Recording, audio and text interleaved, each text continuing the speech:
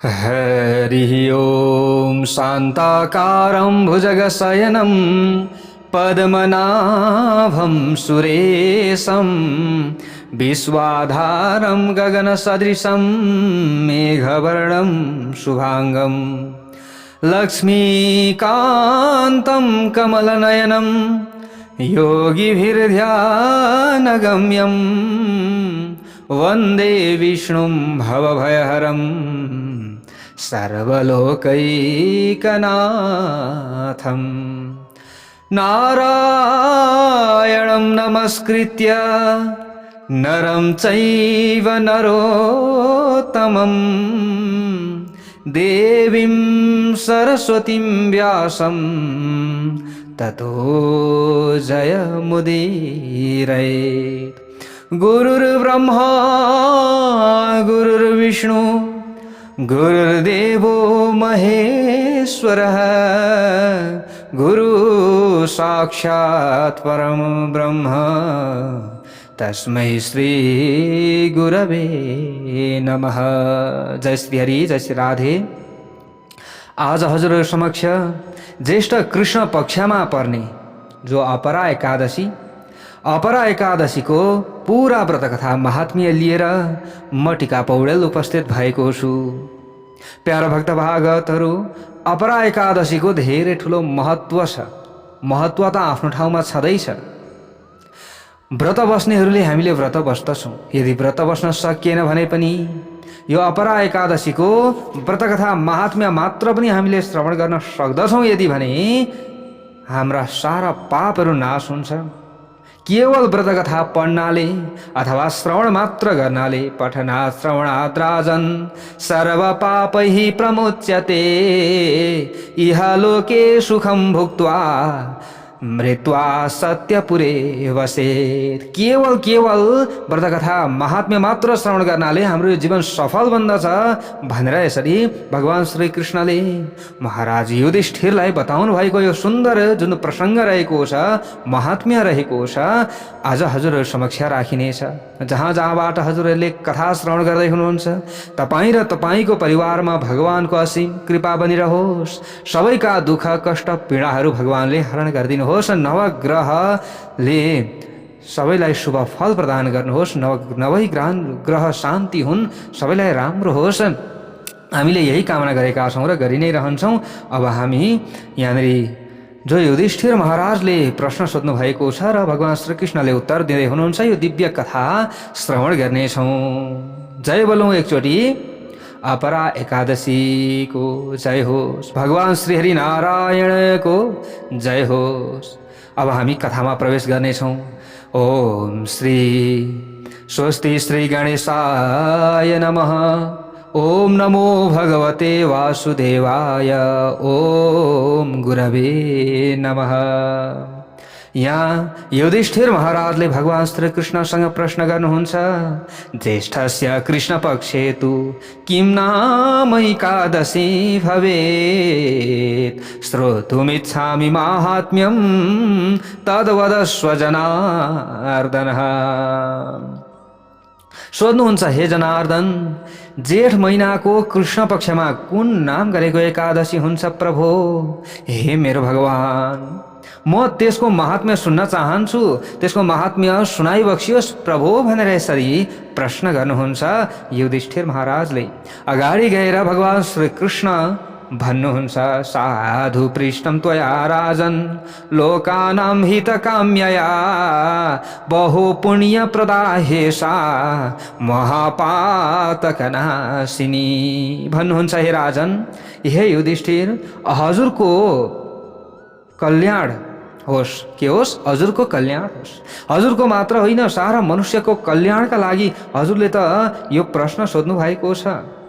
सारा मनुष्यहरूको कल्याणको इच्छाले यो असल कुरो सोध्नु भएको छ। ज्येष्ठ कृष्ण पक्षको यो एकादशी त बडा बडा पापहरूलाई पनि नाश पारेर धेरै पुण्य दिनेवाला रहेको छ। बहु पुण्य प्रदाहेशा महापातकनाशिनी। हे राजेन्द्र, अपरा नामको यो एकादशी त पार नपाइसक्नुको पुण्यफल दिनेवाला रहेको छ। अपरा नाम राजेन्द्र अपार फलदायिनी। यहाँ अझै भन्नुहुन्छ, जो मनुष्य यो अपरा एकादशीको सेवा गर्दछ त्यो जन संसारमा प्रसिद्धि पाउँछ, अर्थात् लोकमा उसको कीर्ति फिजिन्छ। लोके प्रसिद्धताम याति अपराम यस्तु सेवते। अझै अगाडि गएर भन्नुहुन्छ, ब्रह्म हत्या, गोत्र हत्या, भ्रूण अर्थात् गर्भ हत्या, यस्तै प्रकारले सधैँ अर्काको निन्दा गरेर हिँड्ने, सधैँ अर्काप्रति नराम्रो सोच्ने, अर्काकी नारीहरूसँग प्रीति गर्ने, ब्रह्म हत्याभिभूतोऽपि गोत्रः भ्रूणः तथा परापवादी च तथा परस्त्री रसिकोऽपि च।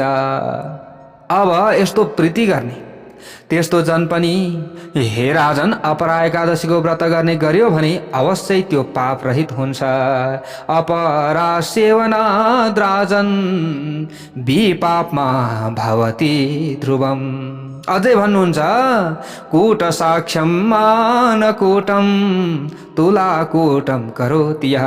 अनि जो जन झुटो साक्षी वक्त छ, झुटो प्रमाण दिन्छ, अर्थात् नभएको कुरो भन्दछ, कम जोख्दछ हैन, 1 केजी भनेर अलिकति 1 केजीलाई घटाएर जोख्दछ, त्यस्तो काम जसले गर्दछ। अनि यस्तै प्रकारले कूटवेदम पठेत विप्रः कूटशास्त्रम करोति च ज्योतिषी कूटगणकः कूटायुर्वेदको भिषक।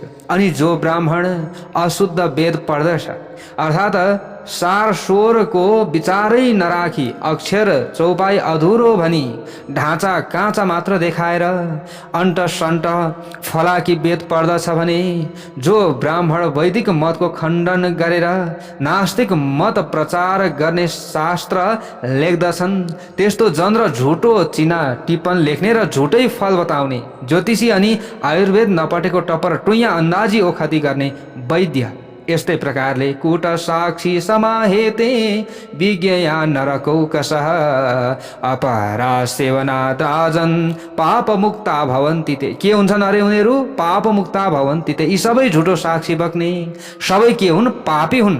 यी सबै मरेपछि नरकमै उनीहरूले घर बनाउने छन्, अर्थात् नरकमै जाने उनीहरू हुँदछन्। त्यस्ता नरक जाकिने पापी पनि हे राजन अपराको व्रत गर्यो भने नि ती पनि पापबाट मुक्त हुन्छन्, पाप मुक्ता भवन्ति ते।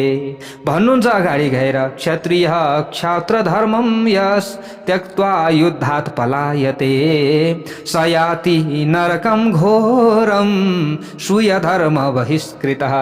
जो क्षत्रिय धर्म त्यागेर युद्धबाट भाग्दछ, आफ्नो धर्म छाड्ने त्यो क्षत्रिय घोर नरकमा जाने गर्दछ। अथवा आफ्नो धर्मलाई छाड्ने ब्राह्मण, आफ्नो धर्मलाई छाड्ने क्षत्रिय होस् अथवा आफ्नो धर्मलाई छाड्ने जोसुकै व्यक्ति होस्, जुन शिष्य विद्या पढिसकेर गुरुको निन्दा गर्दछ, हे राजन त्यस्तो उग्र पापी पनि अपरा एकादशीको व्रत गर्ने गर्दछ भने, उसले व्रत बस्दछ यदि भने, त्यस उग्र पापलाई त्यागेर स्वर्ग जान्छ।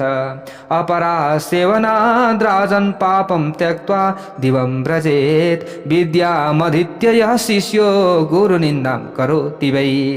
यसरी बताइएको छ।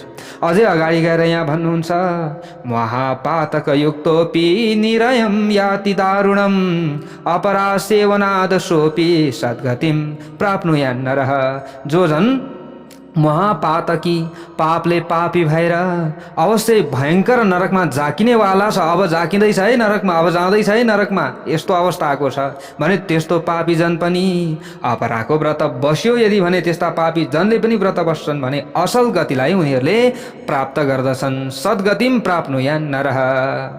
भन्नुहुन्छ अझै अगाडि गएर भगवान श्रीकृष्ण, अपरा महिमानं तु श्रेणुराजन् वदाम्यहं पुष्करात्रितये स्नात्वा कार्तिक्यां यत् फलं लभेत। हे राजन अब तपाईँ अपरा एकादशीको महिमा सुन्नुहोस्, म बताउँछु।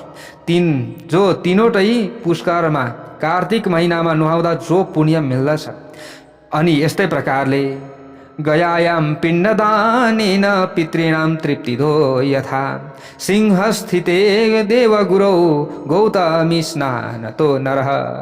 जुन पुण्य मिल्दछ यसरी त्यो पुण्य त अपरा एकादशीको व्रत बस्नाले मिल्दछ, व्रत कथा श्रवण गर्नाले मिल्दछ। जस्तो पितृहरूलाई तृप्त पार्ने गङ्गा किनारमा गरेको पिण्डदानले जो पुण्य पाउँछ, कुनै पनि मनुष्यले सिंहमा बृहस्पति हुँदा गौतमीमा स्नान गर्नाले जो पुण्य पाउँदछ, यस्तै प्रकारले यत् फलम समवाप्नोति कुम्भे केदार दर्शनात् बदर्याश्रम यात्रायां तत्तीर्थ सेवनादपि।